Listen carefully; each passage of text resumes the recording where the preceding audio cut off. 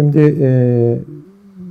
1963-64 işte İstanbul'a geldik babamla. O gün bugündür hem Fatihli hem İstanbulluyuz. Yani Fatih'in başka bir semtine çıkmadık. Hep Fatih'te oturduk.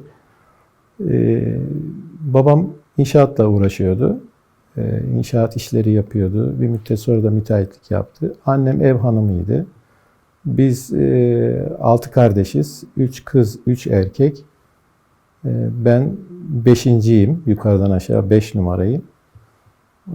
İşte ilkokul 3. sınıfta buraya geldim. Ortaokulu ve liseyi okudum. Meslek lisesi mezunuyum. Mesleğimi çok yapmadım. Farklı mesleklerde iştigal ettim. Genellikle de gıda işiyle uğraştım. Şimdi emekliyim ve çağırdınız buradayım. Fatih'te çocukluğum yani işte Taş Kasap vardı Vatan Caddesi'nde. Orada biraz oturduk. Sonra Hırkayı Şerif Camii'nin hemen karşısında bir binada, şu an o bina hala ayakta. Oradan geçince zaten böyle bir duygulanır. Epey bir bakarım oturduğumuz yere, oynadığım sokağa. Sonra oradan bir Trabzon'a, köye gitme durumu oldu. 1. ve 2. sınıfı ilkokulda orada okudum. Sonra tekrar İstanbul'a geldim. İstanbul'da da gene Fatih'te şu anda oturduğumuz Şehzadebaşı'ndaki Gençtürk Caddesi'nin başındaki o binada o gün bugündür oturuyoruz. Ya biz işte erkek çocuk olması hasebiyle biraz top oynamayı çok seviyorduk o zaman. Nüfus bu kadar kalabalık değildi. Top oynayacak çok yer vardı. Caddelerde bile top oynayabiliyorduk. Sokaklarda çok rahat top oynayabiliyorduk. Bize engel hiçbir şey yoktu. Ama onun haricinde işte saklambaç oynadığımızı hatırlıyorum. Mendil kapmaca oynadığımızı hatırlıyorum. Basketbol, bizim bir arkadaşımız vardı. O biraz meraklıydı. Onun sayesinde basketbol oynuyorduk. Ama genelde çoğunlukla hep futbolla. Yani oyunlarımız öyle geçti. Ve Gençtürk Caddesi bugünkü gibi değildi tabii. Çok ehvendi. Nüfus çok azdı bir kere her şeyden evvel. Ve olduğu gibi bizim bulunduğumuz Kemalpaşa Mahallesi ve Gençtürk Caddesi hep insanların oturduğu bir yerdi. Yani bir mahalle. Hem de iyi bir mahalleydi Kemalpaşa. Yani kültürlü insanların oturduğu bir yerdi. Ben hiç kavga, dövüş, tartışma vesaire hiç hatırlamıyorum. Mesela zaman zaman sokak aralarında diğer mahallelerde bulundum. Ve işim gereği bulundum. Oralarda gece bir bağırtı çığırtı olurdu ama bizim mahallede öyle bir şey hiç yoktu. Gençtürk Caddesi de Laleli'ye kadar uzanan güzel bir caddeydi. Esnafların dolu olduğu bir yerdi. Ancak şu anda sadece, acı ama gerçek, sadece oteller var. Biraz o konuda biz burukuz yani. Tabii. Şimdi bizim apartman 3 katlı ahşap bir konakmış. Yapılmadan önce. Hatta arsa sahipleri bizimle beraber orada oturdular. Yıkılıp 4 katlı bir bina yaptılar oraya. Ondan sonra biz geldiğimizde de tamamen şenlenmişti. Yani bütün daireler doluydu. Diyebilirim ki harika bir apartmandı. İçerisinde oturanlar hatırladığım kadarıyla bir karı koca öğretmen, yine karı koca doktor, bir hakim amcamız vardı. Allah rahmet etsin. Geçen senelerde öldü. Hakim. Ondan sonra bir fabrikatör, işte bir iki tane inşaat müteahhidi. Yani ama bunlar bahsederken işte zenginlik işte gibi değil, yani insanlıklarından bahsetmek için, kültür seviyelerinden bahsetmek için söyledim. İnanılmaz güzel insanlardı. Bence eskiler hep öyleydi. Biz apartmanda herkesi çok iyi tanırdık. Herkesin evine girip çıkma şeyimiz vardı. Yani benim akranım orada 5-6 tane daha çocuk vardı. Aynı akrandık. Hem o vesileyle hem de ailelerin birbirlerine olan saygı ve sevgisi ilgisi, dolayısıyla muhabbeti çok güzeldi. Herkes bizim evimize gelebiliyordu arkadaşlar. Biz de onların evlerine gidebiliyorduk. Toplanıyorduk, eğleniyorduk, yiyorduk, içiyorduk. Anneler bir şeyler pişirip önümüze koyuyordu. Çok güzel bir şeyimiz geçti, çocukluğumuz geçti orada. Sonradan bizim bir ses sanatçımız var. Bence Türkiye'ye mal olmuş, meşhur, gençlerin daha çok değil de yaşlıların hatırlayabileceği Ali Ercan'ımız var. Niğdeli ses sanatçısı. Şükür ki hala sağ. Şimdi yazları Niğde'ye gidiyor. Hani burada yalnız başına, eşi çünkü rahmetli oldu. Kışın gene geliyor, görüşüyoruz. Onunla da bir sürü benim şeylerim var, hatıralarım var. Hemen yan komşumuz zaten. Güzel bir komşuluk, güzel bir apartman. Şimdi kimse kalmadı maalesef. Şu anda eskilerin tamamı rahmetli oldu. İşte orada bir ben kaldım. O Ali Ercan da benim büyüğüm zaten, Ali amca. Başka da kimse kalmadı maalesef. Biz de gideceğimiz günü bekliyoruz yani. İstanbul'da ilkokul bize en yakın olan Oruç Gazi İlköğretim Okulu'ydu. Ortaokulu da vardı. İkisi yan yanaydı. Ben orada başladım 3. sınıfta. Yani işte bugünkü gibi değildi bir kere her şeyden evvel yani. Her şey bugünkü gibi değildi. Ellerimizde beslenme çantaları, annelerimizin içerine koyduğu işte bir parça ekmekte bir domates, bir salatalık ya da bir parça peynir. O şekilde giderdik. Beslenme saatlerinde oturur beslenmemizi yapardık. Şimdi çocuklar maalesef okulda, lokantalarda ya da şeyde yiyor, kantinlerde besleniyorlar ama biz kesinlikle evden götürdüğümüz şeylerle beslenirdik. Güzeldi yani, anlatacak çok şey var ama buraya sığmaz onların tamamını anlatmak. İlkokulu bitirdikten sonra ortaokulu da ben orada bitirdim. Gene Oruç Gazi'de. Okul hala faal. Benim çocuklarımdan bir tanesi de orada okudu ilkokulu. O da çok güzeldi. İlkokul ve ortaokul o şekilde geçti. Hiç değişmedi. Değişmedi. Aynı şekilde duruyor. Ufak tefek değişiklikler de zaten değişiklikten sayılmaz ama hiç değişmedi. Aynı duruyor çünkü çok sık geçerim oradan. O günleri hatırlar, okula hayran hayran bakarım yani. Öğretmenimi hatırlıyorum, Allah rahmet etsin. Zehra Zeren diye bir hanım öğretmenimiz vardı. Bir öğretmen zaten ilkokul 1. sınıftan alıp 5'ten mezun ediyordu. Şimdi de hala öyle zannediyorum.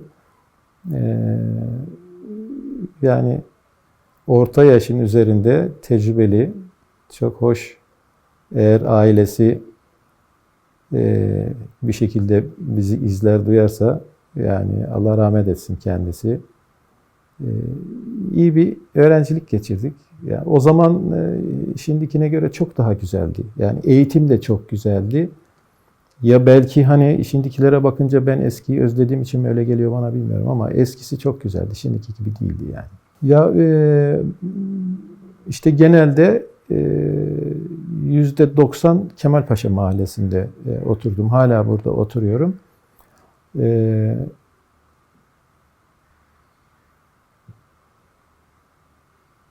Dervişeli Mahallesi'nde Karagümrük'e doğru, Yavuz Selim'in orada Dervişeli Mahallesi vardı. Orada eşimle tanıştım.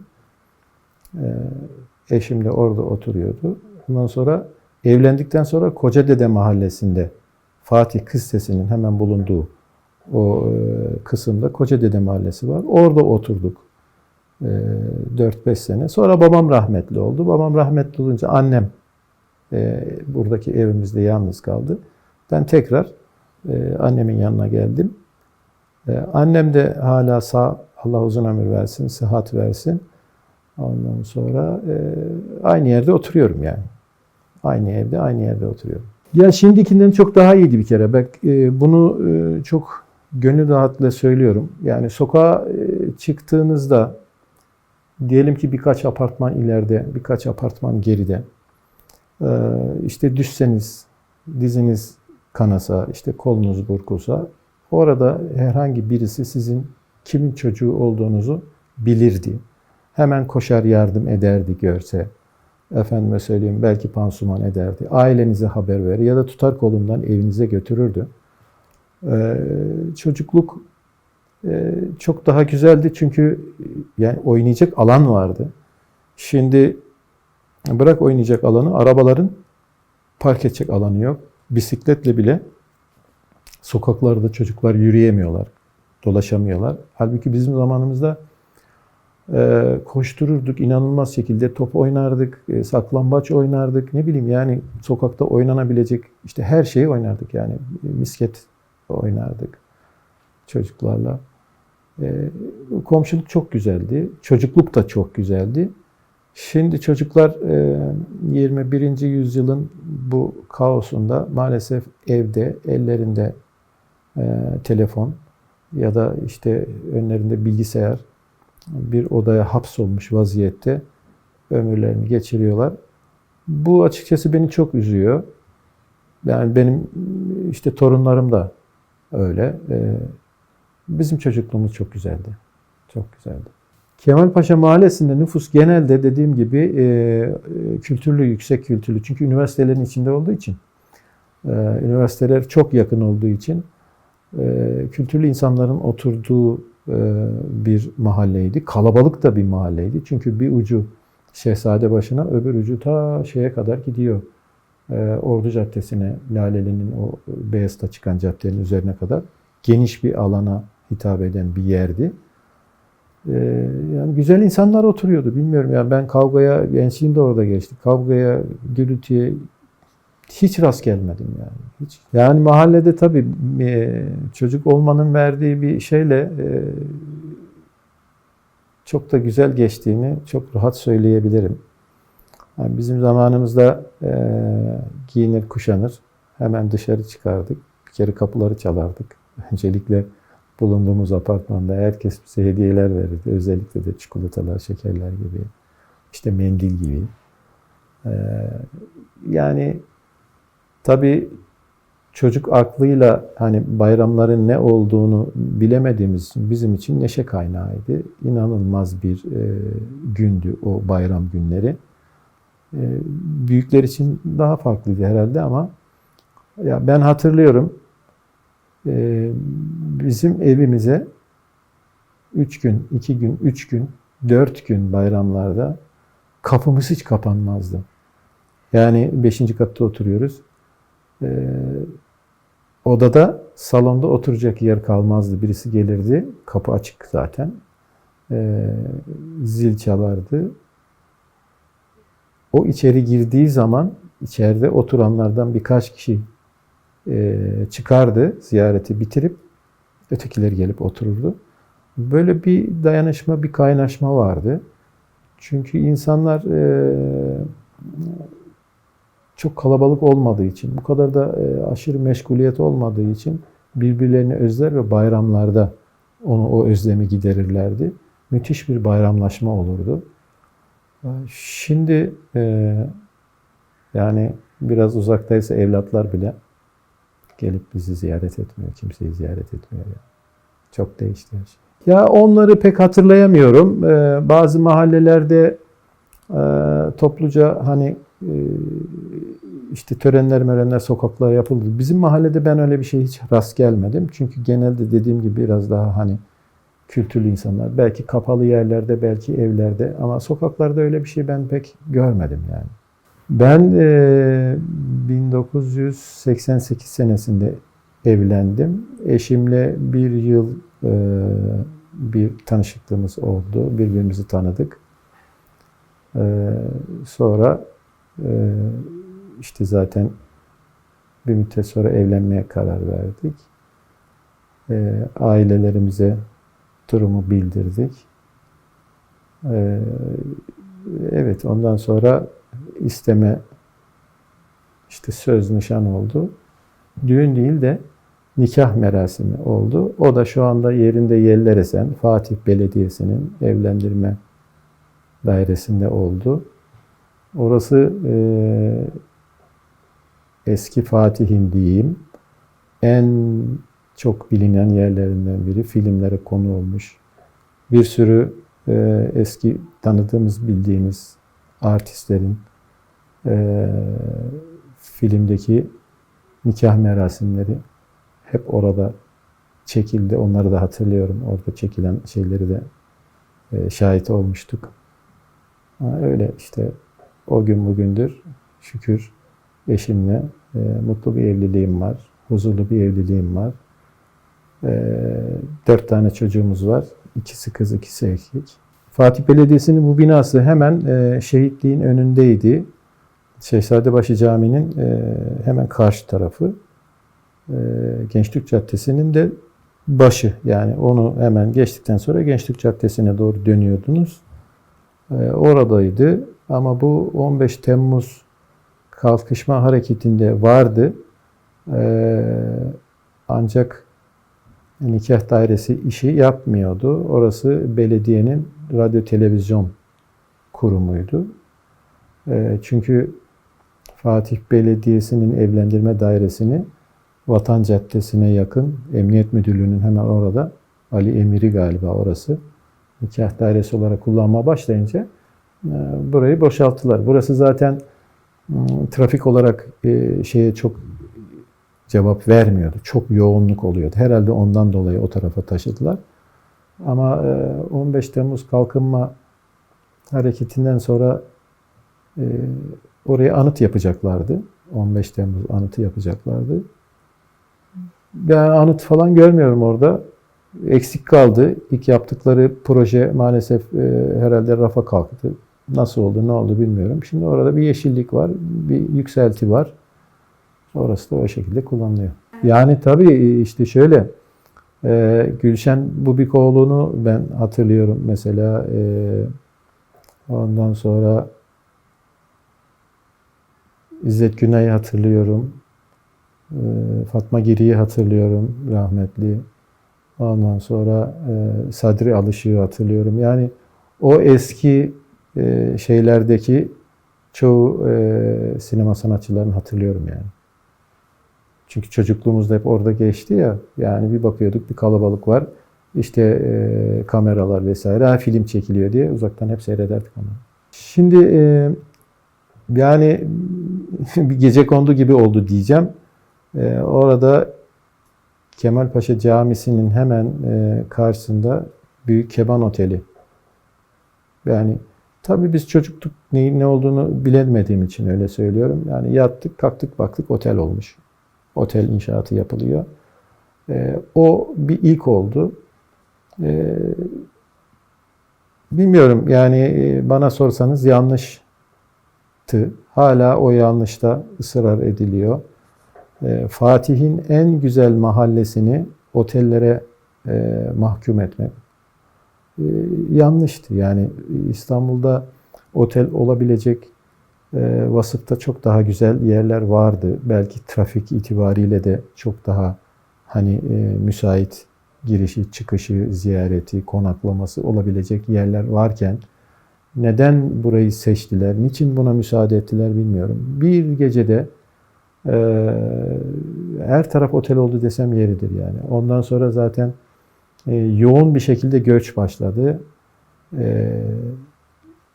Turizmciler bütün evlere ederinin üzerinde fiyat vererek insanları oradan başka bir yere göç etmeye zorladılar. İnsanlar da zorla değil ama paranın gücüyle oralardan ayrıldılar. Ve her tarafı otel oldu. Maalesef Kemalpaşa Mahallesi komple otellerden oluşuyor şu anda. Hiç de öyle yani otellerden oluşuyor derken işte turizme hizmet eden lüks, efendime söyleyeyim ferah, rahat oteller hiç değil. Sokak aralarında böyle derme çatma bana göre şeyden bozma tuhaf oteller oldu yani. Böyle olmamalıydı ve Kemalpaşa Mahallesi eski haliyle kalmalıydı yani.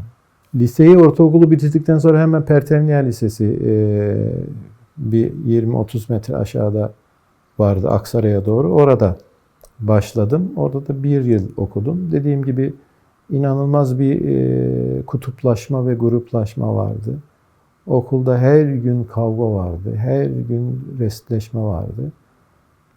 Orada bir yıl okuyabildim. Ondan sonra Endüstri Meslek Lisesi imtihanlarına girerek Kadırga Endüstri Meslek Lisesi'ni kazandım. Orada okudum. Yani liseyi orada bitirdim. Lise yıllarında çok eziyet çektik biz. Yani bugünkü şeye bakıyorum. O yılları hatırlamak da istemiyorum. Bir daha da aynı şeyleri inşallah Türkiye yaşamaz diyorum yani. Şimdi benim asıl mesleğim işte dediğim gibi Endüstri Meslek Lisesi çıkışlıyım. Torna tesviye bölümünü bitirmiştim. Ondan sonra çok böyle mesleğimle alakalı bir şey yapma fırsatım olmadı. Yönlendiren de pek olmadı ailede. Askere gidip geldikten sonra gıda işine merak saldım. İşte Kocadede Mahallesi'nde Fatih'te Kız Sesi'nin hemen karşısında bir yer kiralamıştık bir arkadaşla beraber. Orada süt, yoğurt, peynir, tereyağı işi hem imalat hem satış işi yaptık. Aşağı yukarı 1990'da açtım. 2000'lere, 2001'lere kadar oradaydım. Esnaflık yaptım yani. Ondan sonra da bırakmak zorunda kaldık. 2001 kriziyle çok etkilenmiştik. Ekonomi anlamında.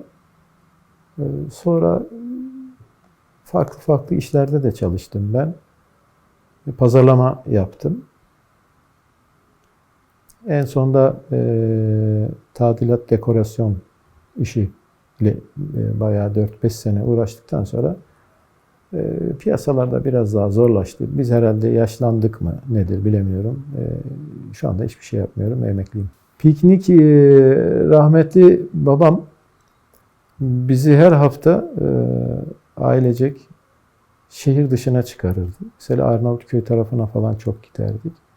Orada belli yerler vardı. Kemerburgaz'a giderdik. Şimdi oralara gittiğim zaman oraları hatırlayamıyorum. Yani tanıyamıyorum daha doğrusu. Gidiyorum.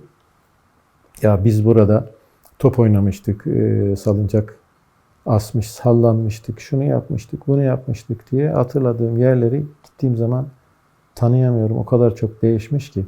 Ama her hafta pikniğe giderdik. Yani arabamız da vardı, imkanımız da vardı. İstanbul'da tabii ki yani hep aynı şeyi söylüyorum. Bugünkü kadar kalabalık değildi.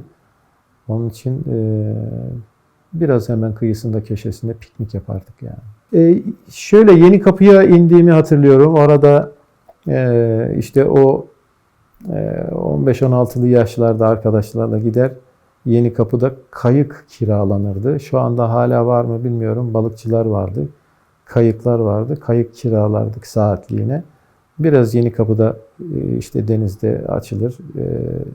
Yani eğlenirdik. Sonra döner tekrar karaya çıkar eve gelirdik. Sahil olarak öyle hatırlıyorum yani. Sinemaya evet giderdik. Çok sık olmasa da bizim Şehzadebaşı'nda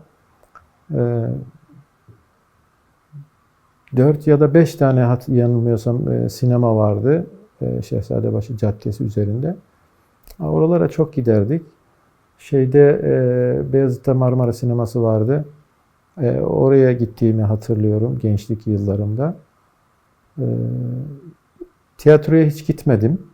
Yani o belki bir eksiklik, bir ayıp ama hiç gitmedim. Denk gelmedi. Ama sinemaya giderdik. Hatırlıyorum ama benim hiç böyle bir kültürüm olmadı. Ne gençliğimde, ne orta yaşımda, ne de yaşlılığımda. Mesela şimdi emekliler ben görüyorum ya da geçerken seyrediyorum. Bir kahvede oturmuş, işte ya bir şeye bakıyor, ya sigara içerek işte telefonuna bakıyor ya da sohbet ediyor. Kimisi kağıt oynuyor. Bizim hiç böyle bir kültürüm olmadı benim. Yani böyle bir ortamımız olmadı. Hani gençliğin vermiş olduğu şeyle zaten o terörden dolayı bu tip yerlere gitmek çok zordu, gidilmiyordu.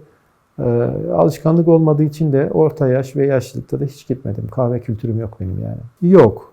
Yani pek yok. Şimdi mahallede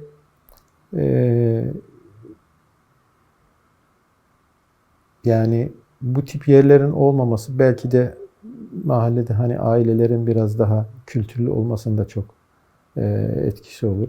Şimdi varoşlarda işsiz çoktur.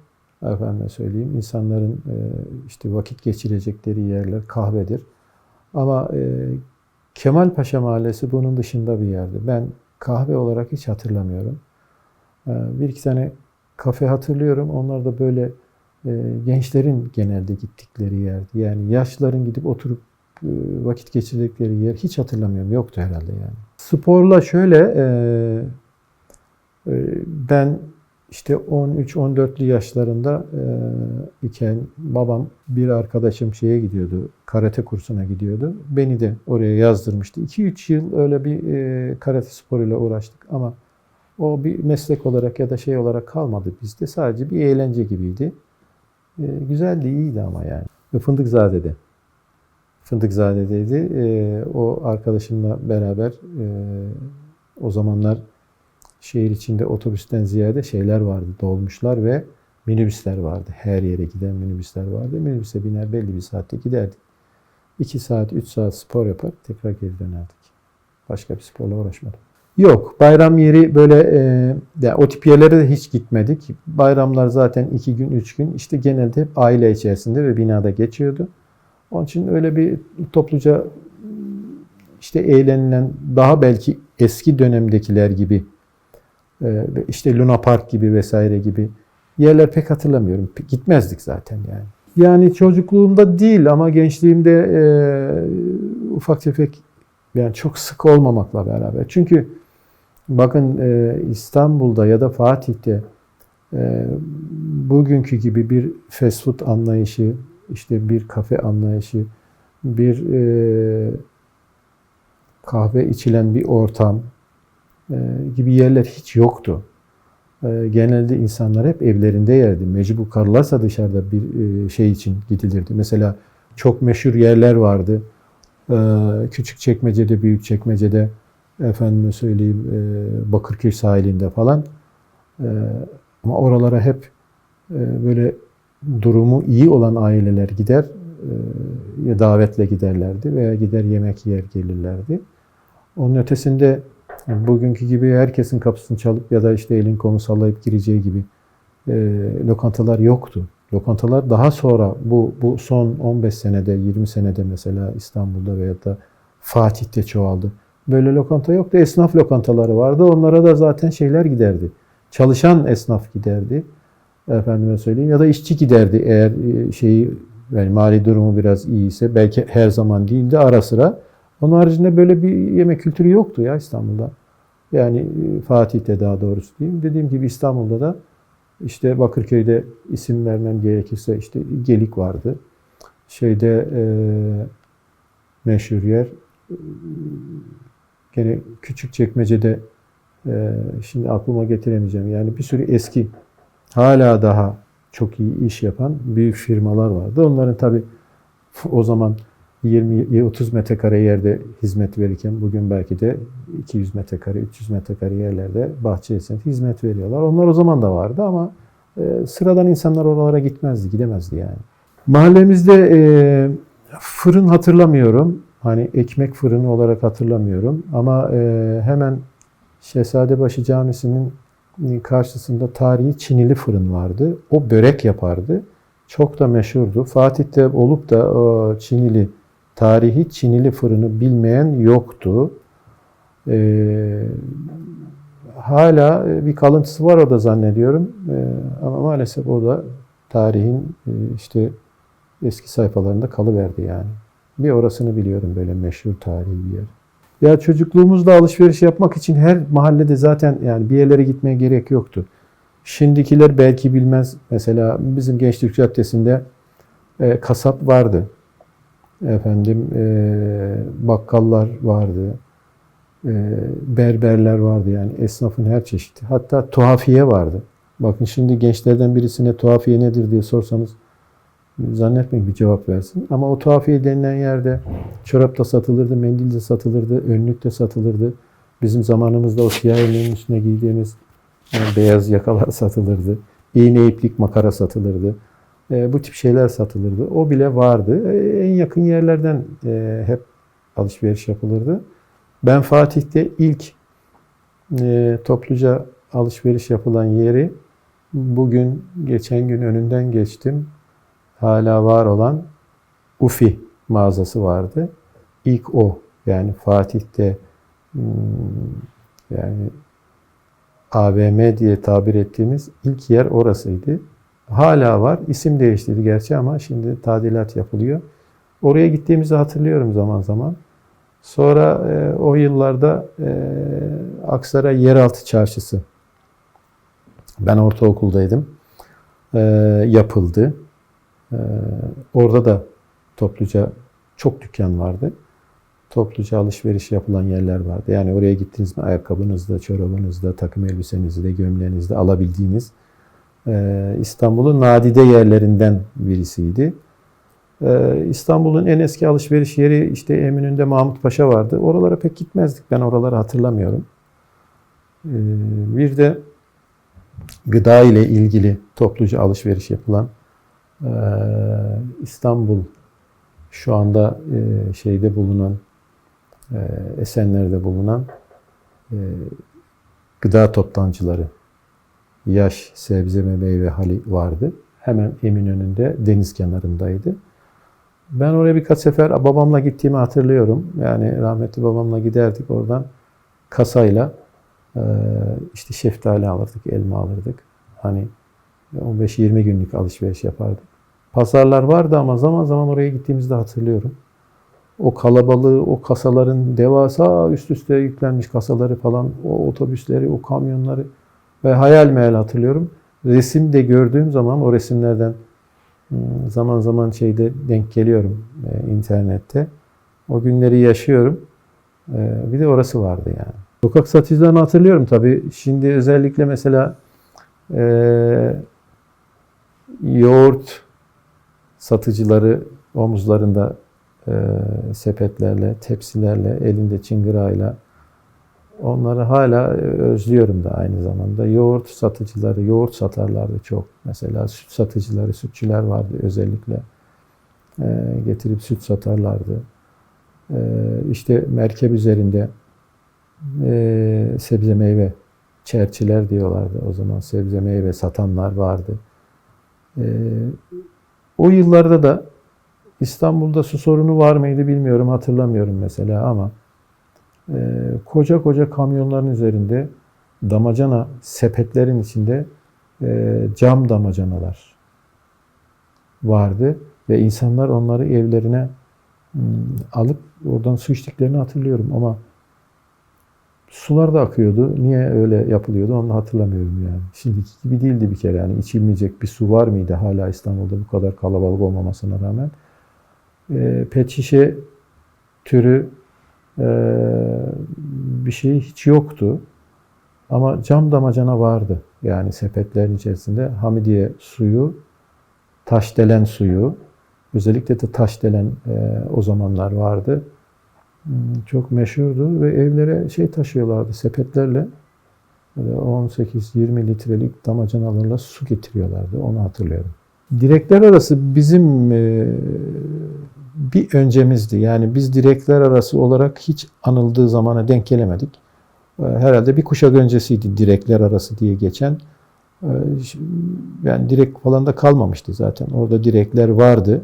Resimlerde görüyorum ben cadde üzerinde. Yani sokak gösterileri, tiyatro anlamında söylüyorum. İşte eğlenceler falan Ramazanlarda yapılıyordu. Daha doğrusu yapılıyormuş ama ben denk gelmedim. Yani biz artık direkler arası deyince eskidenmiş diyoruz. Yani bizden sonraki kuşakların söylediği gibi ben direkler arasını yapamadım, denk gelemedim yani. Bizim zamanımızdaki direkler arası dediğim gibi işte sinemaların bol olduğu bir yerdi. Esnaflar da vardı. O ötesi yoktu yani. İşte o minibüslerin son duraklarıydı orası. Çok büyük bir karmaşa vardı orada. Yani belki direkler arası olduğu zamanlar ulaşım da yoktu. Belki sadece bir tramvay vardı ama böyle araç yoktu. Ama bizim denk geldiğimiz zamanda, bizim dönemimizde yani benim çocukluğumda ve gençliğimde yoğun bir minibüs trafiği vardı ve orası o özelliğini kaybetmişti zaten yani direkler arası olarak yani. Ulaşım için genelde minibüs şehir içi ulaşımında minibüs en yoğun şeyi karşılayan, ihtiyacı karşılayan minibüslerdi. Dolmuşlar vardı. Taksi değil de dolmuş vardı. Yani belli bir durakları vardı. İşte taksiler peş peşe sıralanırdı. Diyelim ki Taksim'e gideceksiniz. Gidip arabaya binerdiniz. Dolduğu zaman kalkar giderdi. Yani o şekilde. Ya da minibüs. Otobüsler de vardı. Otobüsler hatları daha çok azdı. Belli yerlere gidiyordu. Boynuzlu derdik biz. Elektrikli otobüsler vardı. Onlar şimdi yok. Yani aynı tramvaylar gibi yukarıdan hat giderdi. Otobüslerin arkasında da telleri vardı, direkleri vardı. Onun üzerinde o hatta sadece böyle gider gelirdi. Yani başka gideceği yer yoktu. Hatta zaman zaman o elektrik hattına bağlı olan aracın arkasındaki direk kopardı yerinden, hemen dururdu araba, tabii gitmiyor minibüs. Otobüs, özür dilerim. Ondan sonra şoför inerdi eldiveniyle beraber ya da elinde bir bez parçasıyla tutar böyle yukarıdan bakarak onu tak diye yerine takardı. Ondan sonra yoluna devam ederdi. Onlar vardı yani. Ulaşım öyleydi. Gülhane Parkı'nı hatırlıyorum. Orada hayvanat bahçesi vardı. Benim oraya gitmişliğim var. Hem de bayağı bir. İşte Topkapı Sarayı'na gitmişliğim var. Gülhane Parkı maalesef şimdi kalktı. Hiçbir şey yok orada, sadece bir yeşillik, bir de ağaçlar var. O bizim zamanımızda çok farklıydı yani. Çok çeşit hayvanlar vardı. Hayvanat bahçesi olarak geçiyordu orası. Bize göre de çok büyüktü. Biz küçüktük herhalde. Bize göre çok büyüktü. Ama şimdi geçenlerde bir arkadaşımla beraber o tarafa hani yürüyerek gitmek icap etti. Yani tanıyamadım Gülhane Parkı'nı. Yukarıdan baktım bak. Her taraf yeşillik, işte ağaçlar, hepsi o kadar. O zaman çok daha güzeldi. Yeşilliği de vardı. Ayrıca yerleri de vardı. Hayvanların barınakları da vardı. Şimdi Fatih eski bir yerleşim yeri. Şehzadebaşı Camisi denildiğine göre kıble tarafındaki duvarın en sonunda o Vefa'ya dönen sokakla Fevzi Paşa Caddesi'nin buluştuğu yerde köşede bir şey var. Yuvarlak bir taş var, mermer var, yani duvara asılı. Derler ki burası İstanbul'un orta noktası, merkezi burası. İşte bizim etrafımız hep tarihi şeylerle, yani bize sanki çok olağanmış gibi geliyor. Hani birilerine göre of baksana nasıl falan, ama bize göre öyle değil. Hep içindeydik, farkında değildik. Ama her taraf tarih zaten. İşte Şehzadebaşı Camisi, hemen yanında Burmalı Mescid Camisi, hemen Kadı Hüsamettin Camisi, hemen bizim önümüzde şehitlik, 18 Sekbanlar şehitliği var. Ondan sonra itfaiye var. İtfaiyenin bulunduğu bina da tarihi bir bina. Eski belediye binası, şu anda Fatih Sultan Mehmet Üniversitesi'nin rektörlük binası galiba. Ondan sonra Damat İbrahim Paşa Camisi, Vefa Lisesi'ne giderken orada. Hakeza orada gene hazireler var, şeyler var. Yani etrafımız hep tarihi şeyler. İşte Lale Camisi. Hemen bizim evin karşısında bir yatır var. Üryani Dede denilen bir yatır. Her taraf tarihi yani. Bulunduğumuz yer öyle bir yer zaten yani. Fatih de malum hani eski İstanbul. Dolayısıyla o yönden çok zengin. Çok hatırlıyorum tabii. Oradan geçerken işte ışıkları falan yanardı içeride ve hep merak eder bakardık. Birisi kapısında dururdu. Herhalde temizliğini yapmak maksadıyla dururdu.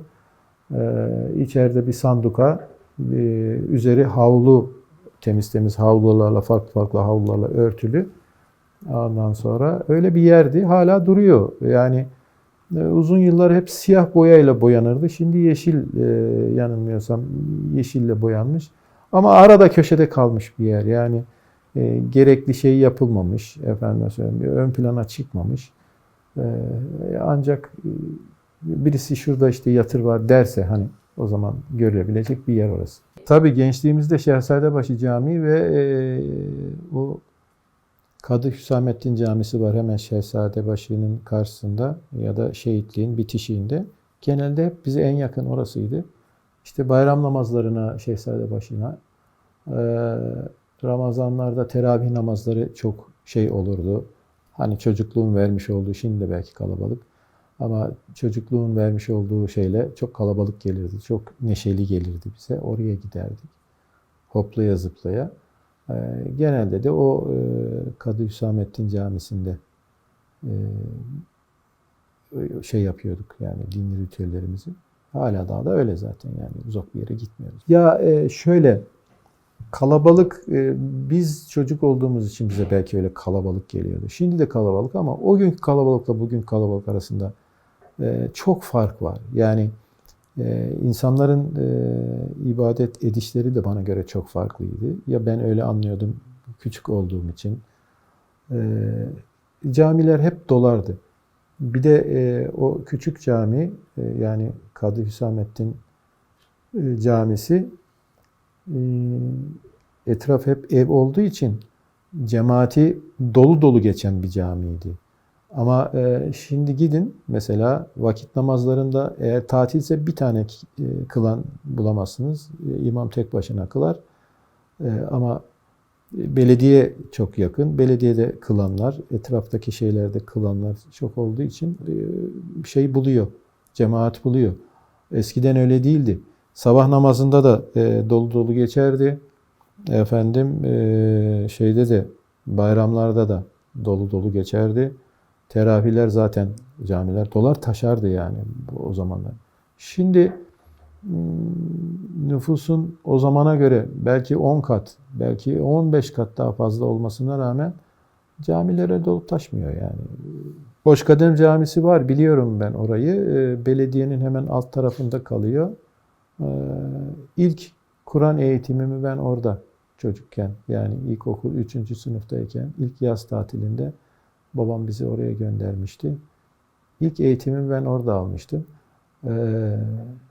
Dolu dolu hala hatta şey var bende oradan almış olduğum diploma var. Hani sezon sonunda işte kursumuzu başarıyla bitirmiştir diye bir diploması var. Şöyle o hala bende duruyor. Şu anda bilmiyorum ne kadar şeyi var, cemaati var ama bizim zamanımızda işte o yöre hep evdi. Çoluk çocuk çok vardı. Cıvıl cıvıldı. Ve herhalde bir 40-50 tane öğrenci kızlı erkekli o ilkokul çağındaki çocukların orada okuduğunu biliyorum yani.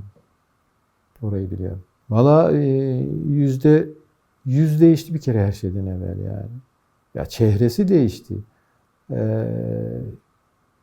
Ya bir bakkal arasan bakkal yok. İşte şey arasan bir şey alacak olsan yani kasap yok, bakkal yok, tuhafiye yok, efendime söyleyeyim, ne bileyim, manav yok.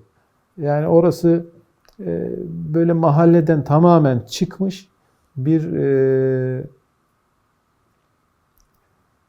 işte turizm bölgesi olmuş. Turistlere hitap eden çok bir şey de olduğunu zannetmiyorum yiyecek içecek konusunda. Birkaç tane lokanta var, işte birkaç tane oturma yeri var. Oralarda şimdi ben şu anki şeyi de sevmiyorum zaten. Eskiden insanlar içeride girip yer içer, efendim karnını doyup dışarı çıkardı. Şimdi bütün esnaf sokaklara daha çok satılsın diye mi bilemiyorum ya da reklam olsun diye mi onu da bilmiyorum. Sokaklara masaları koymuşlar. Herkes kahvaltısını orada yapıyor. Yemeğini yiyen orada yiyor. Birasını içen birasını orada içiyor. Bana göre hiç hoş olmayan bir çehresi oldu yani. Kemalpaşa Mahallesi'ni artık mahalle olarak düşünmek doğru olmaz yani. Orası bambaşka bir yer yani. Valla yani yaşlılığın ya da emekliliğin verdiği şeyle biz artık eskisi gibi değil hiçbir şey. Eskiden hadi çıkalım şuraya gidelim, oturup orada bir şey içelim, yiyelim. Yani bu belki çok eskiden değil ama daha günümüze yakın zamanlarda daha yapılabilecek şeylerdi. Şimdi parka bile gidemiyorsunuz, gidilmiyor. Yani uygunsuz hareketlerinden tutun da yani ahlaka ya da işte terbiyeye sığmayacak şekilde hareketler, yani gidilmiyor, hiçbir yere gidilmiyor. Ben gitmiyorum şahsen yani. Yani eşimi hadi gel gidelim şu parkta biraz oturalım da biraz hani hava alalım diyebileceğimiz inan hiçbir yer yok yani. Ne akşam ne de gündüz. Çok kötü yani. Çok kötü. Sigara çok yoğun içiliyor o yerlerde, o tip yerlerde. Oturup da bir yerde mesela dinlenecek olsam sağındaki bankta adam sigara içiyor, solundakinde öyle. Gençler zaten yani onlar belki akademik bir çalışma ister. Gençlerin durumu vahim yani, vahim yani. Ben onları da görünce çok üzülüyorum. Belki bizim zamanımızda bizi görenler, bizi izleyenler belki de öyle düşünüyorlardı. O bilemeyeceğim ama biz böyle değildik, bu kadar değildik yani. Bu kadar böyle isyankar, efendime söyleyeyim, ahlaka, edebe, terbiyeye aykırı, biz korkardık, hiçbir şey yapamazdık, bağırarak konuşamazdık. Yani küfürleşmek diye bir şey yoktu. Ne bileyim, yoktu yani biz korkardık ya. Yani biz birisiyle kavga edip de herhangi bir darbe alıp eve gelsek bir de anne babadan dayak yeme. Hani kavga mı ettin sen? Artık haklıydın, haksızdın onu bir kenara bırak. Sen kavga mı ettin? Kavga ettin öyle mi? Tamam bir daha sana sokak yok veyahut da evde de bir sopa yemek gibi bir korku vardı. Ama şimdi ne anlatayım yani ben. Dışarısı çok kötü. Valla geçmişteki komşuluk ilişkileri o kadar güzeldi ki yani diyelim ki eve geldiniz, elinizde eşya var, yukarı çıkaracaksınız. Hangi komşunuzun zilini çalarsanız çalın, o size yardım ederdi evinize çıkmak için. Ya da susadınız, tık tık, ya işte Ayşe teyze, Fatma abla veya Ahmet amca bir bardak su verir misin desen derhal sana suyu uzatır. Oğlum nasılsın, iyi misin der. Ya da seni merdivende şurada burada gördüğü zaman babana selam söyle, baban nasıl, işte annen nasıl, o nasıl, bu nasıl diye sonra hal hatır sorarlardı. Şimdi biz oturduğumuz apartmanda yani yan komşum Ali amcam, Ali Ercan, onu tanıyorum. Alttaki komşuyu tanımıyorum, daha aşağıdakini hiç tanımıyorum. Selam verecek hiç kimse yok, kapısını çalacak kimse de yok. Ali Ercan da bazen görüşmediğimizde hani bir müddet zili çalar. Ya arkadaş biz çok uzağız seninle yani iyi ki görüştük şükür görüştüğüne falan der. Böyle latife eder. Yani tanıdıklarımızı bile görmüyoruz. Kaldı ki hiç kimseyi tanımıyoruz apartmanda. Kimse kimseyi tanımıyor. Başına bir şey gelse kapısını çalacağın hiç kimse yok. Komşuluk bu kadar değişti, bu kadar kötüleşti yani. Valla işte İstanbul'da Fatih gibi bir yerde orada büyümek, orada çocukluğumu geçirmek benim için iyiydi, güzeldi yani. Başka yerde yaşamak ister miydim? Bugüne bakıyorum istemezdim. Ama diğerleri de çok mu farklı? Belki o günkü zamanda çok da farklı değildi. Ama bugün hiçbir mahallede yaşamak istemezdim doğrusu. Görüyorum çünkü yani dolaşıyorum işte işim gereği ya da bir yerlere gitme icap ettiği zaman. Bakıyorum da mahallelerin hiçbir tanesi artık mahalle değil, mahalle olmaktan çıkmış. Sadece akşamları konaklanan, kimsenin kimseyi tanımadığı, kimsenin kimseye selam vermediği, merhabalaşmadığı yerler oluşmuş. Yani kültürümüz darbe yemiş, yozlaşmış. Yani çok üzücü. Yani ben eskiyi yaşadığım için öyle diyorum. Belki de gençler böyle bir şey eskiyi görmedikleri için bu hep böyle gelmiş geçmiş diye o farklılığı anlayamıyorlar. Ama biz o farklılığın farkında olduğumuz için ben çok üzülüyorum.